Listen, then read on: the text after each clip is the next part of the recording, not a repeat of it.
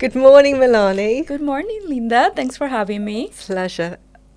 Lovely to have you in London. Yes, Good flight I from New love York. coming back every time. Thanks for joining me on Of this course, podcast this of morning. course. Thank you. And really delighted to be in conversation with you. Yeah. I think it's really helpful for our audience to hear a little bit more about you and your journey to where you are today. So maybe we could start off with that. Yeah. I did not know I was going to end up in beauty. I had no idea. I'm an architect by training. So when I graduated master's, I moved to New York for a job. 6 months in, we were all laid off because of the 2008 economic downturn. So here I am, new in the city, full of a lot of excitement, and all of a sudden, people pull the rug off of your feet. What do you do? I certainly didn't want to go back home. I felt like New York had so much more to offer, but I had no idea what I was going to do because when the economy goes down, architecture, especially luxury architecture, which is what I was doing at the time, stops completely. So I started reaching out within myself. And I said, what is it that I love? What is the passion that I have? And it was fashion, it was beauty, but I did not know how to connect that to my architecture background. I did discover that a lot of fashion brands had their headquarters in New York. So I started applying to jobs that would allow me to be a store designer or a boutique store retail design. And somebody told me, if you haven't noticed, nobody's hiring. Nobody hires during an economic downturn. Why don't you go and work in a store, in a regular store? That way, when the economy becomes better, you have that background, you know how a store works, and you have, in addition to that, your design skills. And so I did. I was young. I was very naive. I was hungry. I went to work at one of my favorite clothing stores at the moment. And Linda, I had to start from scratch. What I didn't realize is you have to step in order to step up. And what that means is I had to learn a completely different skill, discipline in the most humble way. But that moment teach me everything I still use to this day. Consumer insights, trends, behavior, store lighting, store fixtures, reports, sales targets, all of that I still use today. And I realized that when you're young, you have to be curious. To this day, I carry that curiosity with me. I want to learn what I don't know in order to become better at what I do. So that's how I end up in beauty. And as an accomplished leader in the beauty industry, I'd say, how have those experiences shaped your leadership style today? Absolutely. I think being humble and hungry is crucial. I love when I see somebody who brings all of their willingness to learn. And I'm telling you, I carry those people around with me and I give them all the tools that I can in order to see them develop. As I said, you have to step in order to step up. You have to be hungry. You have to ask the right questions. And you have to identify adjacencies. Your path might not be what you thought, but you can still contribute. You can still bring a lot of knowledge to the table, and that's valuable. And a different perspective is always welcome if you are doing it with confidence. Let's talk about ELF and platforms which inspire meaningful change in the beauty industry, particularly around sustainable and ethical practices. Yeah. Look, at Elf Beauty, we are so involved and so proud of our ethics. We call them superpowers. I'm going to give you a couple of examples. We are the first beauty brand to be fair trade certified. Over 80% of our products are certified, and that's phenomenal. That contributes to workers' life, compensation, etc. We have been 100% vegan and cruelty-free for years, even before it was a hot topic. We are committed to clean products. We restrict our formulations. We exclude from our formulations over 2,500 ingredients. In the US, the FDA only restricts 11. So we have taken upon ourselves to bring the best of beauty to every eye, lip, and face. 2024, we donated 2% of our profits to initiatives that drive positive change in the communities. And one thing that I absolutely love is that as employees, we're encouraged to donate to the charity of our choice, and the company matched that, and the CEO matched that. So now your contribution is 3 times the amount. That's empowering. That's amazing. In terms of sustainability, ELF for years is committed to reduce the packaging. In my area of work, that's important because of the environment and also because within the same space, we are more productive because we can fit more product by getting rid of unnecessary packaging. So you have all of these superpowers that we've been doing for years. It's truly who we are, and it embodies ethics and good for the community. Thanks, Milanie. Just pivoting actually back to the lessons learned, talking about you and the leadership, just going deeper into that. What for those in our community, what advice, tips would you give to those aspiring women leaders? Be prepared. Be prepared. I used to stay up until 3 a.m. in the morning before any presentation just to make sure that I felt the most confident. You have a lot to say. Women have a lot to say. We have the key to a lot of the solutions. By being prepared, you're going to enter confident. You're going to know exactly what you're bringing to the table, and that shows. That definitely shows you're walking in, you're taking up your own space, and do not be afraid to bring your point of view. And do you think that also depends on the leader they're working for? Absolutely. Who can empower them and give them that 100% opportunity. 100%. And I think I owe a lot of my development in the beauty industry. Again, it was not my industry. To my boss, we've been working together for 10 years. She's become my mentor, and I'm going to tell you why. When she first hired me, I had no idea about marketing budgets. I did not know how people do presentations. I did know how to do that in construction and architecture, but not necessarily in marketing. And Linda, most of the time, it was her and I, Corey, 8:30 p.m., very late at night, the only ones in the office. She will be practicing her presentation. She will be getting ready for her next project. So was I. After all of that, she would sit with me and she would teach me how to do budget. She would teach me how to do planogram. She didn't have to, but she dedicated that time. She gave me that insight, that training, that trust. There is nothing more important than understanding the value of that. You don't take those things for granted. You're incredibly grateful, and you take that and you pay that forward. If it was not because that trust, that empowerment, still to this day, hey, I have this plan, this strategy, go for it, do more, go faster. That weighs in more than if somebody was micromanaging and right, like you don't want to disappoint. When you see somebody leading by example, putting in the work to output with excellence, you have no choice, from my point of view, but to do the same. You have to approach things with excellence. So I do that for my team, especially for women, but I am truly, truly passionate about developing my team because I had that in my career. I was given the opportunity to be at the table. I was given the opportunity to make my point of view matter, and I do the same. I dedicate a ton of time for development, context. Now, as they keep growing in their own careers, they're the ones presenting because I'm traveling. We do what we call dress rehearsal. We practice. I make sure they're prepared, and then they can go and do. And it's not only, it makes me very proud, but I know they feel secure and self-assured that they're going to do a good job because we supported that behind the scenes. So definitely find a mentor. If it's a woman, even better because, they're going to understand what you're going through. It is crucial in one's career to have that support. And what should people look for when they are looking for a mentor? What attributes? I love that. Somebody who pushes you.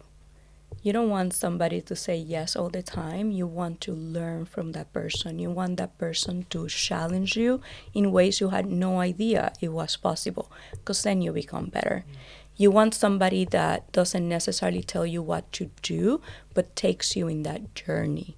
Somebody that have had their own mentorship, who have had their own development story, because then they're going to understand. They're going to be more carrying in the weight that that is carrying within you. So don't be part of a yes circle. Be part of a room where you're the one that knows the list, where you are pushed to limits that you had no idea. And I think that's going to be the best catalyst for your growth.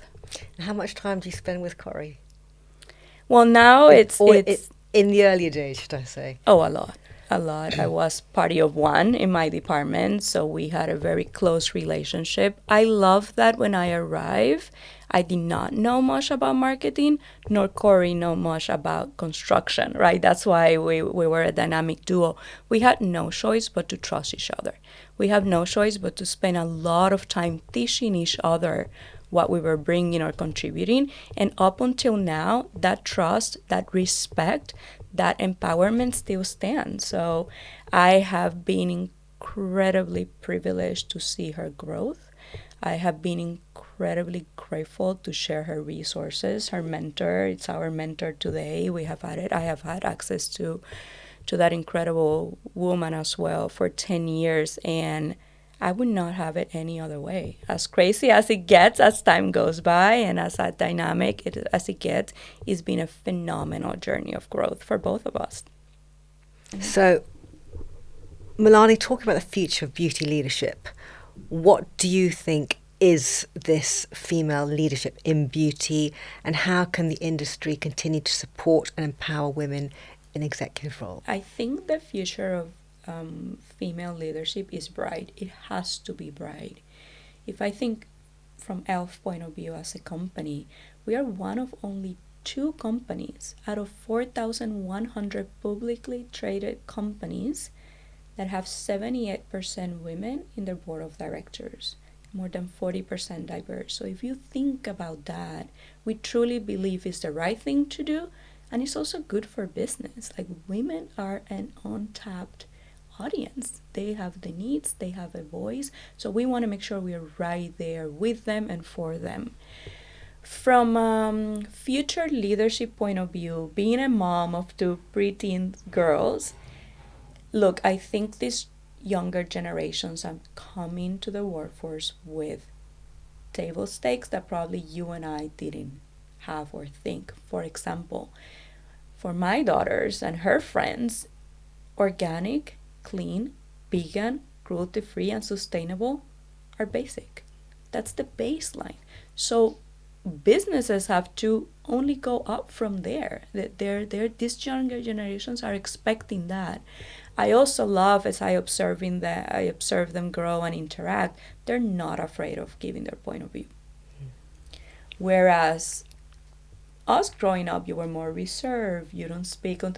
They are fearless. They are confident in what they're bringing to the table. My older daughter came to me one day from school. She's like, can you believe there's not a school newspaper?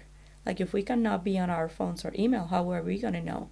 She was in 7th grade. And I said, okay, what are you going to do about it? She started the school newspaper. She had zero hesitation. There was nothing in her mind that prevented her from doing that. And I love that of the younger generations. I think they're exposed to a lot more, not always great, but they also have a lot more tools to go and do. So I think the future of any leadership, but the future of female leadership is powerful. It's going to be way different from what we're seeing right now in a better way. Do you ever suffer from imposter syndrome?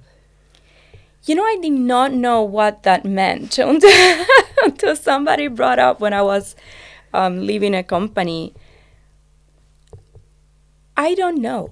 I am very lucky to have grown in an environment where I always had a point of view, and I was always with my dad and my granddad, so I was the youngest by far and the only girl in the room when they were doing their business, it did not occur to me that I could not give my point of view. As you start going into corporate, when I first arrived, I'm going to give you an example. In New York City, I was 25 years old and I was supervising construction projects. So again, the only woman, but now people were resisting my point of view. All these contractors could have been my dad, and it's not an easy industry to be a woman on. And I don't know if it was imposter syndrome, but the way I dealt with that was by over preparing. That's what I mentioned before. I used to stay until 3 a.m. to make sure I remember every single code and spec and material. I did not want to be the one in the room that did not know. I would arrive earlier and talk in Spanish to the workers and say, what do you think about that? Tell me about this material. And then when the rest of the contractors would arrive, I felt good. I had something to say. So maybe that was imposter syndrome. Maybe that was me over preparing to compensate for lack of experience, if you will. I did not label like that. I did not know it was called like that. After that, I go and I say what I have to say, and I do it with respect, and I do it with curiosity, and I approach it from a factual point of view. Try not to be emotional when I'm in a business situation. It's a factual thing, and then things flow from there. Picking up what you've said, Milanie, knowledge is power. Yep. So therefore, you've talked about preparation. Yep. And do you think women have to prepare even more, would you say? Probably, which is unfortunate. It is the world we are moving in, and at the same time, it's not a bad thing, because a lot of men think they know it all. They have confidence not because they have the knowledge, but because they're entitled or they feel entitled. And I've seen many times play where the women come out better and do a way more compelling business case. People might agree or not, which is okay, but it is not a bad thing to over-prepare. Whether you're a woman or not, whether you are young or not, I think it's always important. The beauty industry is constantly evolving. Mm-hmm. How would you say Elf stays ahead of those light speed trends and staying true to brand values and leadership as we've discussed? Look, we are for every eye, lip, and face. And at Elf, we say we move at the speed of culture. That means that we are where the community is. If you think a couple of examples, TikTok. We were there before, any other beauty brand. We noticed people were doing fun videos and music, so we just did our own song. That went viral. Billions and billions of views. We did Twitch not long ago because we noticed in our community there were a lot of female gamers that were facing harassment in the gaming world. So we created a channel for them for empowerment and joy and positivity and inclusivity. If you think our last Super Bowl, last week ago, we did it in Tubi. That's where the younger generations are engaging, they're buying, so we went there. And what I appreciate about all of this initiative is we approach them with a lot of curiosity. We approach them from a mindset of this is where our community is. Let's see what they're doing. Let's see what they're engaging with. So that's number one. Number two, I would say the employees reflect the trends and our community. If you look our stats, more than 74% of the workforce at ELF are women. More than 40% are diverse. 75% or more are millennials and Gen Z. So we are the trends. We are living the trends. And what I see more and more as we brainstorm, now older millennials like myself have Gen A. Our kids are in that moment where they're bringing a lot to the marketplace. So we find ourselves discussing that. So we are truly moving at the speed of culture, and we are not afraid to be the first one to disrupt whatever that space is. And you mentioned your mother of two beautiful daughters. How do you, being a role model for your daughters? Yes. They've seen me, I love that they see me prepare. I love that they see me practicing or getting ready for a trip. I explain to them, because I've been traveling for work since they're toddlers, where mom is going, what is the purpose, what I am concerned about. When I come back, you bet they're asking me, how did it go? What do you think? Did you accomplish? And I tell them when I do and I tell them when I don't. I think it's extremely important for them to understand and then what I'm going to do about it. And because they have grown with me in the industry, they're very close to what's happening. They know the characters, they know the players. They're really involved. And I hope that that gives them the push to know that they can do it. Let's talk about the power of innovation. Innovation, creativity is a significant theme in your work. How would you foster that and push your teams to push the boundaries further? Look, at ELF, we say we are bold disruptors with a kind heart. From a company point of view, I can tell you that Corey, particularly the CMO, my boss, my mentor, she reads the consumer comments every weekend. And we get messages from it. A lot of our product innovation comes from our community, what they want, what they're seeing, what causes are relevant to them. And we go where they are, as I mentioned before. In terms of my team, a lot of what we discuss is what if and why not. Let's learn the rules, the guidelines, especially with the retailers.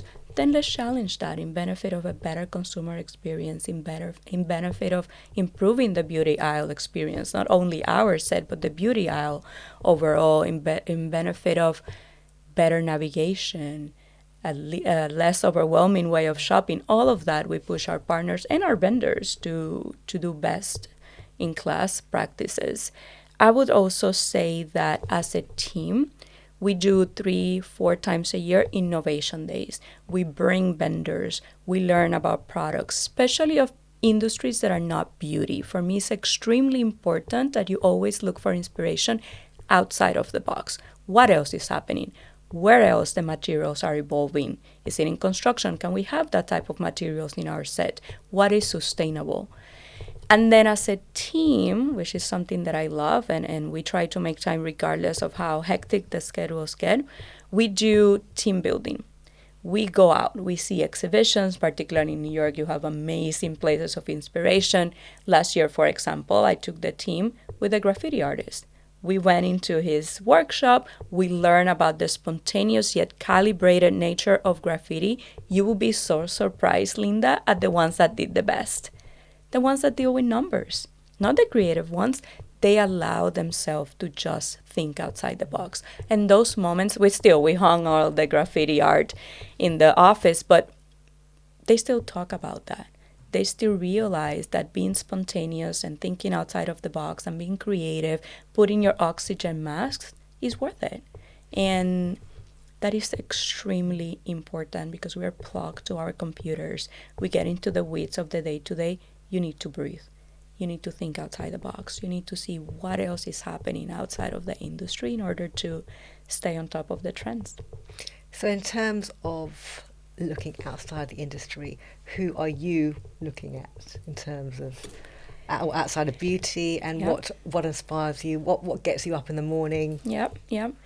I will be a forever creative, so museums give me life, photography gives me life. I still experience architecture through photography, and I challenge myself to capture shadows and perspective and human scale. So I love that. That gives me a lot of input for myself.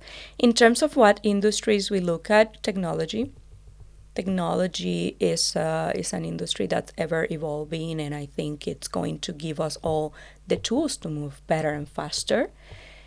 Now, technology cannot substitute creativity. So then again, putting that oxygen mask on, learning new skills. It's incredibly important. My kids teach me new skills. I get into clay with them. I get into cross-stitching with them. Things that I would not normally do, but it gives me the moment to open up my senses, to play with my hands, which is so important, to make my brain think outside of the everyday. So I think it's important that everyone find whatever that is. Give yourself 1 time a week. Cooking, baking.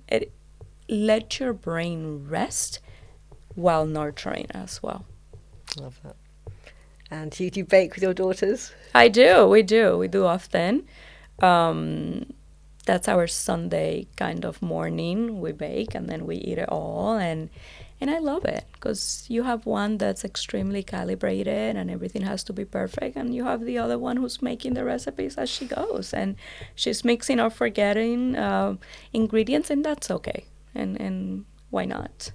Let's talk about the path less travelled. Yes. Are there any regrets and failures about things you wanted to do and never did? Yeah. And especially having your two daughters now, and so you're pushing you are their their mentor. You're their inspiration to them. Yeah.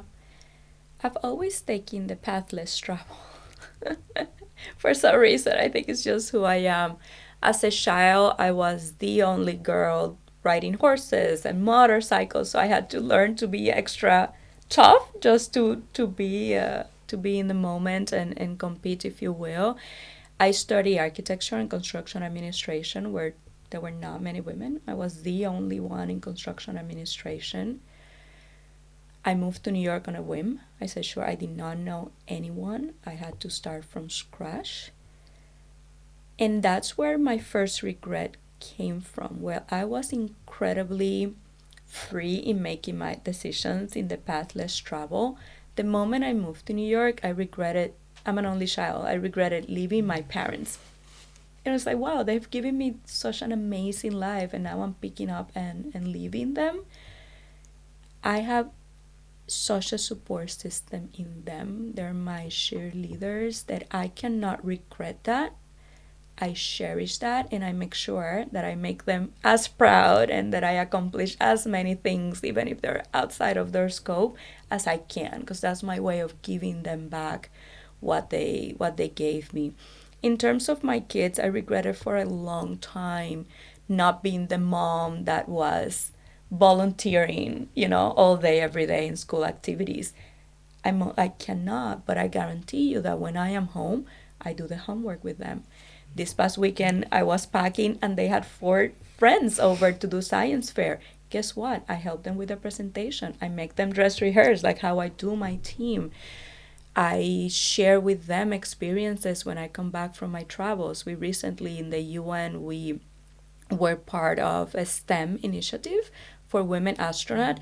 I did all the videos and brought them back. So my hope is that while I'm not spending all the time that I would like with them, I'm bringing things that enrich their upbringing or their thought process, or expand their horizons in ways that otherwise it would not have been possible. So I've learned, Linda, that yes, you can regret things, but if it's part of your journey, you have to give back. You have to take those opportunities to make something better and to give people around you, your kids, your partner, your parents, your friends, something that contributes to their own journey as well. What does success look like for you? Oof. Health. I don't take health for granted. I think we push our bodies and our minds in ways that we should not have. So I think success is health. It's a peaceful home. I appreciate and I protect my peace and my kids' peace at all cost. Togetherness. I'm very, very close to my family. I hope that my kids appreciate that, because we only have ourselves. Slow mornings at some point. I would appreciate slow morning and just experiencing life, living life. There's so much joy. Whenever I have the time, we just come up with new things, and success is laughing and enjoying and being around comfortable and healthy. What's the most valuable lesson your mother has taught you? My mother. My mother is a force to recognize. She did not have to work, but she did, because that was her way of being independent. So I saw my mom getting up, getting ready with blue eyeshadow and tailored suits. She was the lead at the office that she was, so she put in her everything. She would come back home. Every night there was dinner. She did homework with me. She kept the household running like perfection. So I learned that you do what you gotta do, but you have to do it well and you have to enjoy it. Not once I heard from her complaining that she was tired. Do I follow that? No, I don't iron. I take things to the dry cleaning. I do love to cook when I am home for sure. But I appreciate seeing the model of somebody who values her family and makes sure everything run, who valued her career and make sure she was the best that she could be. It's almost like she was all of these characters, and whenever she was on that character bubble, she performed. And I appreciate that. I cannot not do that myself. I have no excuse for saying I'm tired. I have no excuse for not cooking a hot meal, for my kids, because I saw her do it and I appreciated that very much so. What are your earliest memories of skincare and makeup from your childhood? Yes. With mom. So Latin women take very much pride in their skincare and their routine. And I grew up seeing my grandmother, my nana, my mom with beautiful skin and whatever trendy 80s and 90s makeup there was. So there was not a question. Hygiene and personal care was a must since you, I don't know, can remember, and smelling good and all that. My first skincare was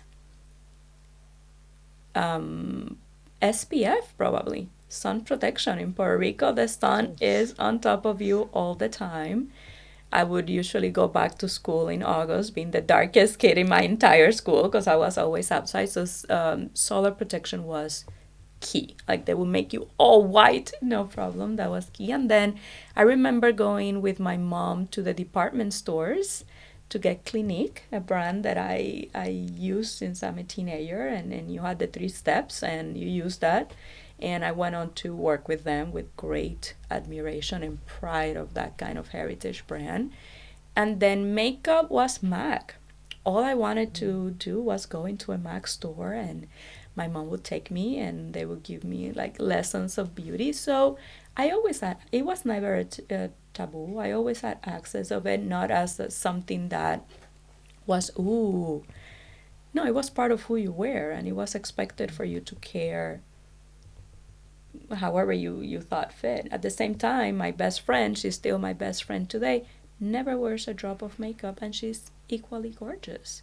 And her skin is perfect, right? So again, there's not a one size fits all. You do what's best, but it's that caring for yourself that's important. And now with your 2 daughters? My 2 daughters. So very funny, just like my friend. One is very much into skincare. She loves it. She asks me all questions. I bring her products and slowly introduce her to it. It's not new because I've always been in beauty, so it's not innovative or like, ooh, for them anymore, but she's definitely interested. The older one can care less. She's just natural. She does her fragrance, but no skincare. Lip gloss now, she's getting with the e.l.f. lip oil, she's getting into it, but I appreciate how confident she is.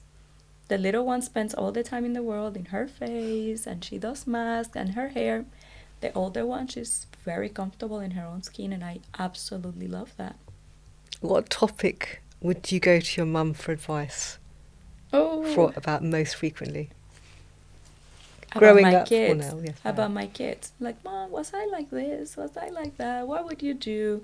I appreciate that my mom has a very conservative yet progressive point of view. Like I appreciate that she's much more than her circumstances and the small town that I grew up with. She has this great pride in self-care, in instilling good values. So I go to her for a lot of that advice, but at the same time she's like, let them be free, let them explore, and I appreciate that duality. But definitely I go to my mom a lot about my kids. In terms of my career, I've done such a different path from both of my parents that they cheer me up, but I don't think they would understand if I asked them something in particular. Yes. I think ethics always.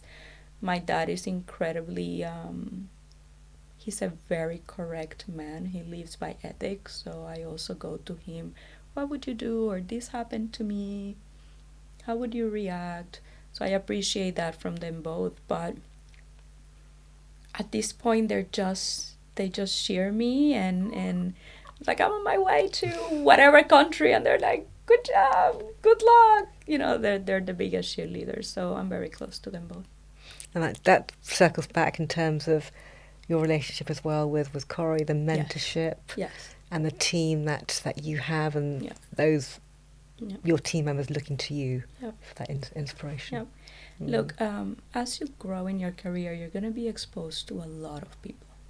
You're going to have a lot of acquaintances. You're going to have a lot of great memories, a lot of not great memories. But you have to find that circle of trust, that circle of empowerment, that circle of comfort that you can always go back to, that you can learn from, that you know that if you're going to present a scenario, they are going to challenge you with the best interest in mind, but they're going to make you go further. You have to stay with that.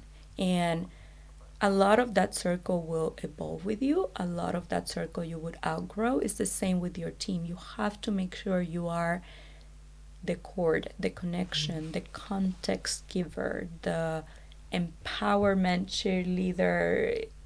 Because a leader is as good as the team. So it is on your best interest to pay that forward if you have had that. And if you didn't have that support, make sure you learn how to give that to others so that you can also move up, but you move with them. They move with you. They support each other. And that's such an important thing, to have that tribe, that base with you at all times. And how do you remain positive on days when it's been a challenging week, Yeah. for instance? There is so much good happening. I've been very lucky in my career. Not lucky, I've worked hard for it.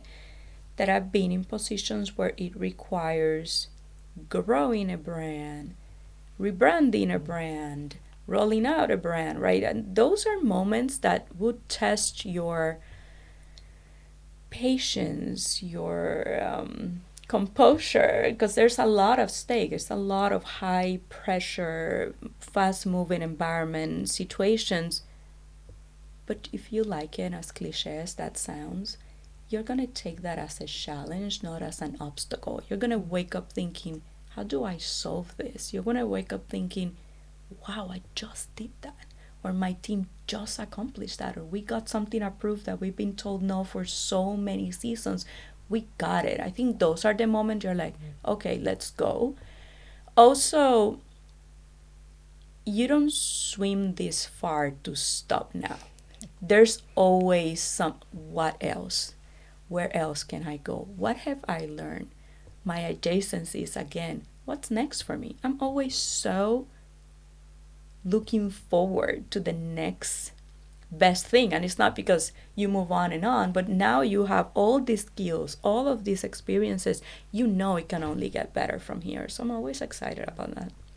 What keeps you up at night? Huh? What keeps you up at night? What keeps me at night? I put a lot of thought on how do I help my kids in whichever capacity. So when I'm home and everything is quiet and there are no emails, I think about them. Keeps me up. My parents are aging, so it's again like a lot of us in this age bracket. We have the duality of kids growing up and parents aging. I am far from them. I try to go as often, but it keeps me up. Their health, they are doing really well, but the moment will come. So I think those are the two things that, in my balance, I always try to think and remain proactive about possible solutions. I always ask for three golden rules or 3 top tips. What would they be for you, Milanie? Wow, I love that question. Stay curious. You have to stay curious. You have to learn. Adjacencies, I mentioned that before, but it is incredibly important for all of us as we move through life, whether it's personal, whether it's career. Learn what is next to you. Know what you can contribute outside of your immediate line. There is so many adjacencies. There's so many benefits into connecting the dots, networking, understanding context. That's incredibly important and powerful to digest. And number 3, believe in yourself. Everybody has a place in this world. Everybody has something valuable to say. Find your voice. Find that support system. Feel good about yourself, because that's how you're going to show up in the world. And rolling on 12, 18 months down the line. Oh my God. There are no 2 days alike. I don't know. Look, the company is on a phenomenal growth trajectory, so I welcome the roller coaster of amazing new projects day in and day out. I do love that. For myself, I do want to see a lot more discipline with self-care, like continuously doing my morning jogging or my morning walks. I need that. I want to hold on to that as much as possible, because it gives me the brain energy that's needed to perform. And enjoying my kids. Like, they are in phenomenal ages. They're 10 and 12 now. They're full-on human beings. We travel a lot as experiences, so I love to spend more time doing that, for sure. Love that. I think that's so important. So important, and that's why they take with them. It's not just work or school. It's where do we go, the planning, what do you guys want to learn. That's incredibly important, and I believe it's what they take with them after they're older and leave the house. What else haven't I covered that you'd like to share with the audience this morning? What would I love to share? Create your own story. I never thought I was going to end up here. I grew up in a small town. Never in a million years I imagined. Sure, I moved to New York, and here I am 16 years later with a phenomenal, fulfilling career. Your story doesn't have to fit everybody else's version of the story. You do as you go, and you do the best that you can with what you have. Is it ideal in everybody's eyes that I'm a working mom and I travel this often? No, but guess what? We make it work. And that's what the kids are seeing. And I hope that they're taking the ethics and hard work, and it pays off. So create your own story. Do what you wish. Do it well, so you don't have any regrets, and enjoy. Enjoy as you go. Love it. I'm learning through osmosis, listening to you. Thanks, I'm Milanie. sure you've done your extraordinary journey as well. Wonderful. Thank you so much. Thank you for having me. This is great.